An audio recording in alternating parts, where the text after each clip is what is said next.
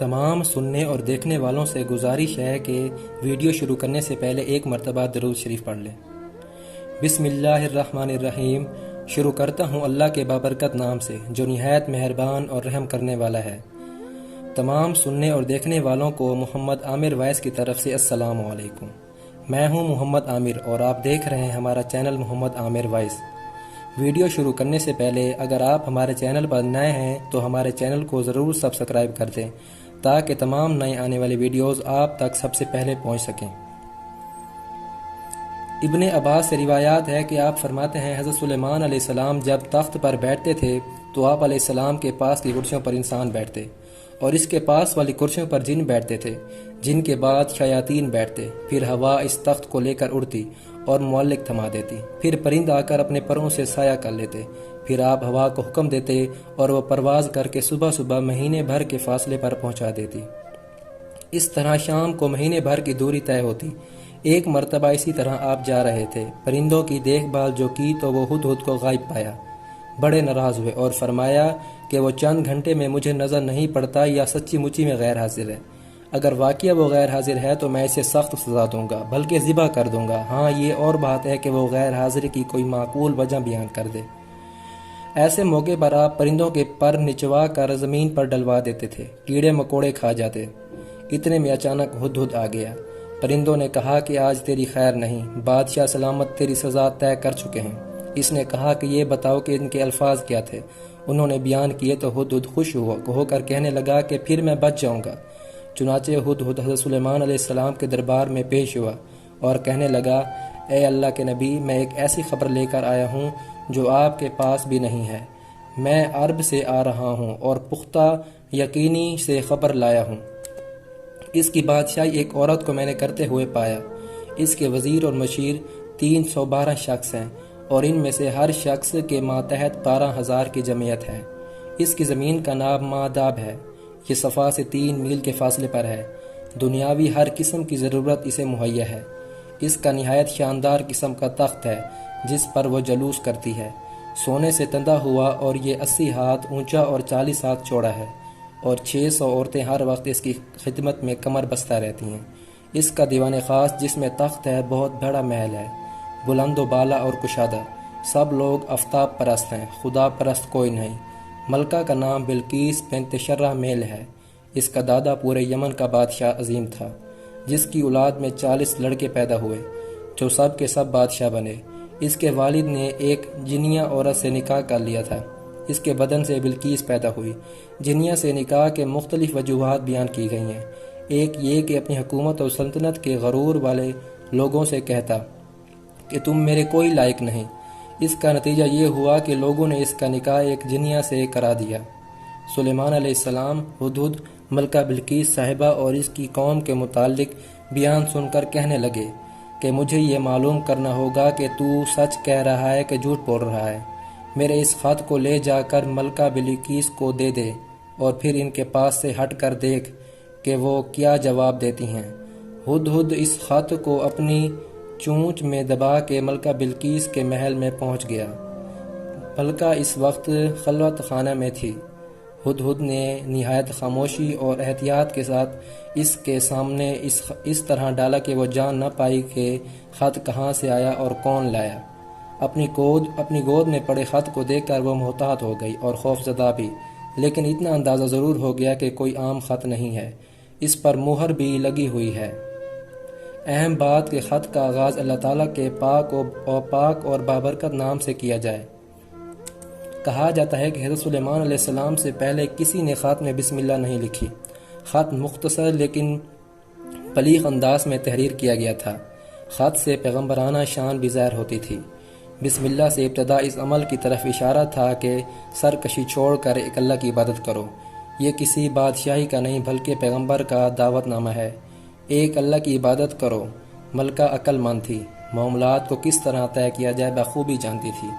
وہ با اختیار بھی تھی، اس کا فیصلہ اس کے اہل دربار کے لیے رد کرنا ناممکن نہ تھا۔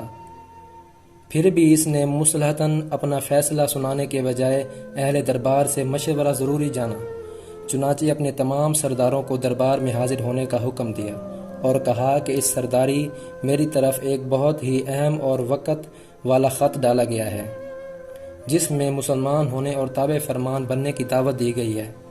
تم سب جانتے ہو کہ میں کوئی فیصلہ تمہارے بغیر نہیں کرتی، رائے دو کہ ہمیں کیا کرنا چاہیے۔ تمام اہل دربار نے جواب دیا، ہمارے پاس طاقت قوت کی کمی نہیں ہے، اسلحہ اور سامان حربی وافر مقدار میں موجود ہے، ہم بہادر و شجاع بھی ہیں، میدان جنگ میں نہایت جرأت و مردی کے ساتھ لڑتے ہیں، اسی لیے ہمیں خوف زدہ ہونے، چھپنے کی ضرورت نہیں، ہماری طاقت مسلم ہے، ہم ہر قسم کے مقابلے کے لیے تیار ہیں، اب جو آپ کا حکم ہو ہم آپ کے فرما بردار ہیں۔ ملکہ بلقیس خود سے اندازہ کر چکی تھی کہ حضرت سلیمان علیہ السلام کے سامنے اس کی لشکر کی کوئی حیثیت نہیں، اگر جنگ کی نوبت آئی تو تباہی کے سوا کچھ ہاتھ نہ آئے گا۔ اس نے اپنے سرداروں سے کہا کہ جب بیرونی حملہ آور کسی بستی پر حملہ کرتے ہیں تو اسے اجاڑ کر رکھ دیتے ہیں، وہاں کے باعزت لوگوں کو ذلیل کرتے ہیں، اپنا رعب و دبدبہ اور شان و شوکت قائم کرنے کے لیے ہر تدبیر کی جاتی ہے، کیوں نہ کوشش کی جائے کہ اس عمل سے بچا جائے۔ اس کا طریقہ یوں نکلا کہ فیصلہ کیا گیا حضرت سلیمان علیہ السلام کی خدمت میں تحائف بھیجے جائیں۔ اس پر ملکہ کا مقصود یہ بھی تھا کہ حضرت سلیمان علیہ السلام کی آزمائش بھی ہو جائے، اگر وہ تحائف لے کر راضی ہو گئے تو اس امر کی علامت ہوگی کہ وہ ایک بادشاہ ہیں اور ان سے مقابلہ کرنے کے لیے دنیاوی وسائل کام دے سکیں گی، اور اگر وہ واقعی نبی ہیں تو ہمارے تحائف ان کے نزدیک کوئی اہمیت نہ ہوگی۔ ان کا ہدیہ قبول نہ کرنا اس عمل کی طرف اشارہ ہوگا کہ ہمیں بھی اطاعت کیے بغیر چارہ نہیں۔ ملکہ نے تحائف تیار کروائے۔ ان تحائف کی تفصیل مختلف مقامات پر مختلف درج کیے گئے ہیں۔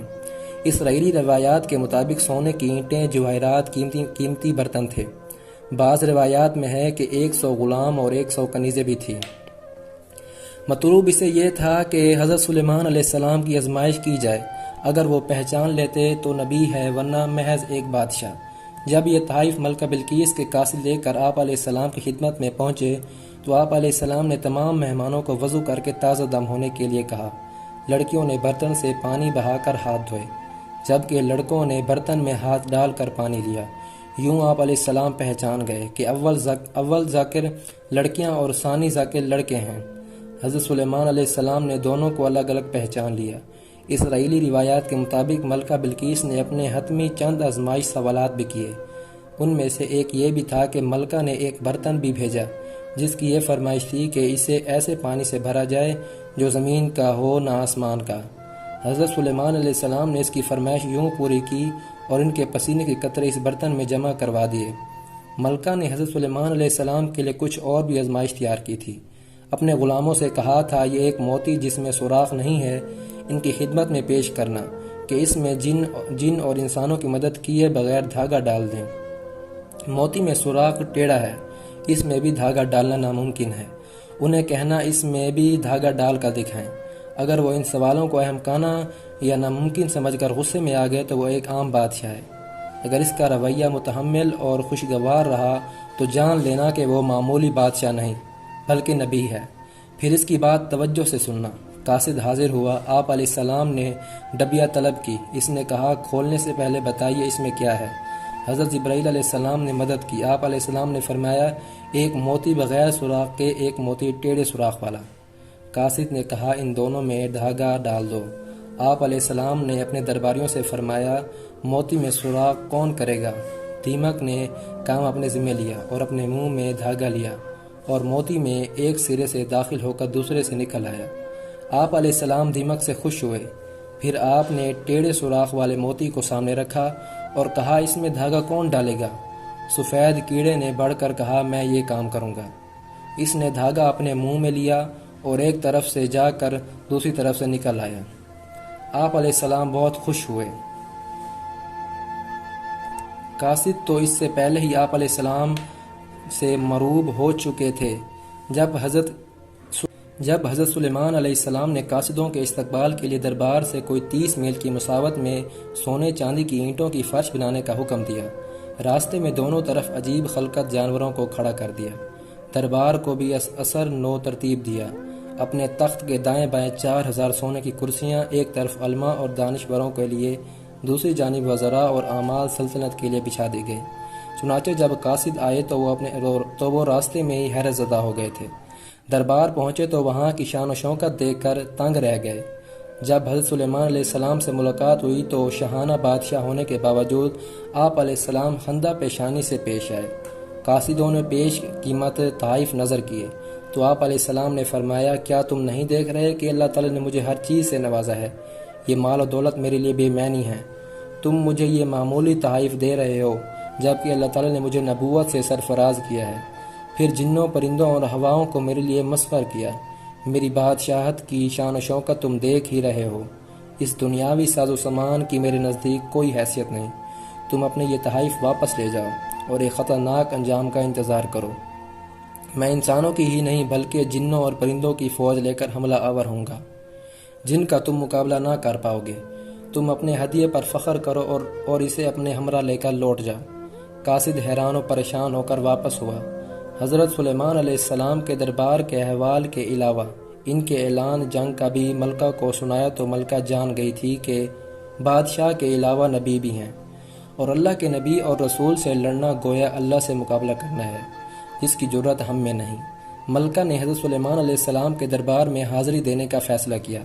کہا جاتا ہے کہ اس نے 12,000 سردار منتخب کیے جن کے تخت 1 لاکھ سپاہی تھے۔ حضرت سلیمان علیہ السلام نے دور سے کوئی باہر اٹھتا ہوا دیکھا تو جان گئے کہ ملکہ بلقیس اپنے سپاہیوں کے ساتھ آ رہی ہے۔ اس وقت وہ محل سے 3 میل کے فاصلے پر تھی۔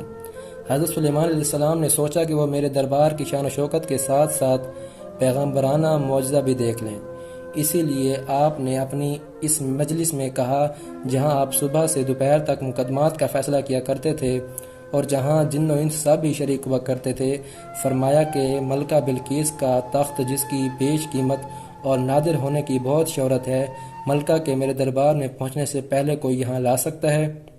کیونکہ وہ یہاں آ جائیں گی، ایمان لے آئیں گی تو اس کا مال ہم پر حرام ہو جائے گا۔ بہرحال ایک طاقتور اور سرکش جن جو ایک بڑے پہاڑ جتنی جسامت رکھتا تھا، وہ بول پڑا کہ اگر آپ مجھے اجازت دیں تو میں آپ کا دربار برخاست کرنے سے پہلے اس تخت کو اٹھا کر یہاں لا سکتا ہوں۔ ظاہر ہے کہ جن انسانوں کے مقابلے میں غیر معمولی قوت رکھتے ہیں۔ انسان کے لیے ممکن نہیں کہ وہ بیت المقدس سے مغرب یمن جائے اور 1,500 میل کا فاصلہ 2-4 گھنٹوں میں طے کر کے تخت یہاں پہنچائے، اور تخت بھی کوئی عام معمولی نہیں، نہایت وسیع و عریض اور وزنی، جسے اٹھانا فرد واحد کے بس کی بات نہیں۔ اور پھر تخت بھی وہ جو ملکہ نے سب سے زیادہ حفاظت کے ساتھ شاہی محلات کے وسط میں ایک محفوظ محفل میں مکفل کر رکھا تھا، جہاں خود اس کے لوگوں کی رسائی ممکن نہ تھی۔ مجلس شورا میں موجود ایک شخص بول اٹھا۔ یہ وہ شخص تھا جسے کتاب کا علم عطا کیا گیا۔ آپ کی پلک جھپکنے سے بیشتر آپ کی خدمت میں حاضر کر سکتا ہوں۔ یہاں چند سوالات ذہن میں پیدا ہوتے ہیں کہ یہ کون شخص تھا، کتاب کون سی تھی، علم کیا تھا؟ بعض مقامات پر اسے حضرت سلیمان علیہ السلام کا مقرب صحابی بتایا گیا ہے۔ اس کا نام آصف بن باقیہ درج ہے، جو حضرت سلیمان علیہ السلام کے وزیر تھے اور نسلی انسانی سے تعلق رکھتے تھے۔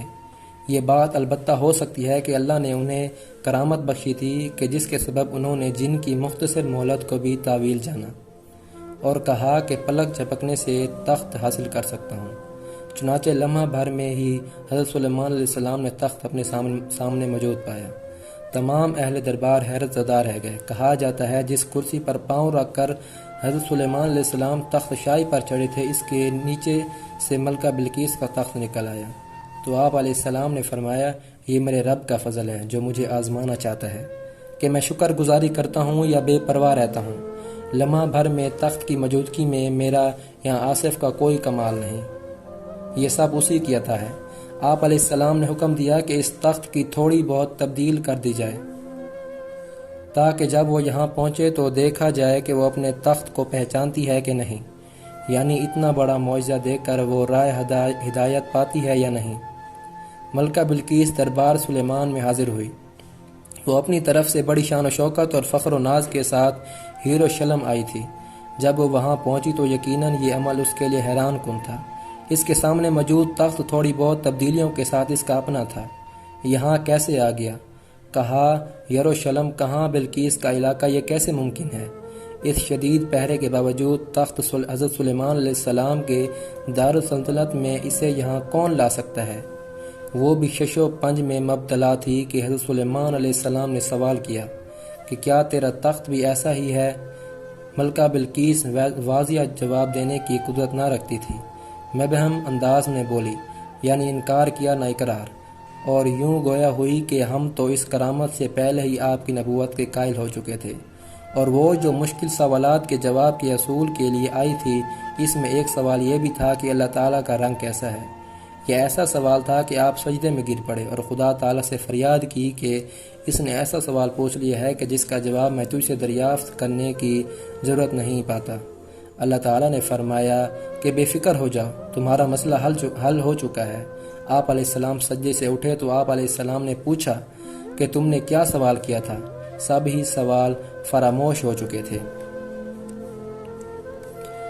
اب حضرت سلیمان علیہ السلام نے سوچا کہ نبوت کے معجزے تو وہ دیکھ چکی ہے، اب اسے ظاہری سلطنت اور جاہ و جلال بھی دکھایا جائے۔ ملکہ بلقیس کی آمد کی خبر سن کر اب جنوں کو ایک ایسے محل کی تعمیر کا حکم دے چکے تھے جو صرف شیشوں اور کانچ کا تھا، اور اس کے نیچے پانی سے لبالب حوض تھے۔ شیشہ بہت ہی صاف شفاف تھا۔ بعض لوگوں کا بیان ہے کہ سنت سے غرض آپ علیہ السلام کی یہ تھی کہ آپ اس سے نکاح کرنا چاہتے تھے، لیکن یہ سنا تھا کہ اس کی پنڈلیاں بہت خراب ہیں، اس کے ٹخنے چوپائیوں کے گھوڑوں جیسے ہیں۔ اس کی تحقیق کے لیے آپ نے ایسا کیا کہ جب وہ یہاں آنے لگی تو اس نے پانی کے حوض کو دیکھ کر اپنے پائنچے اٹھائے۔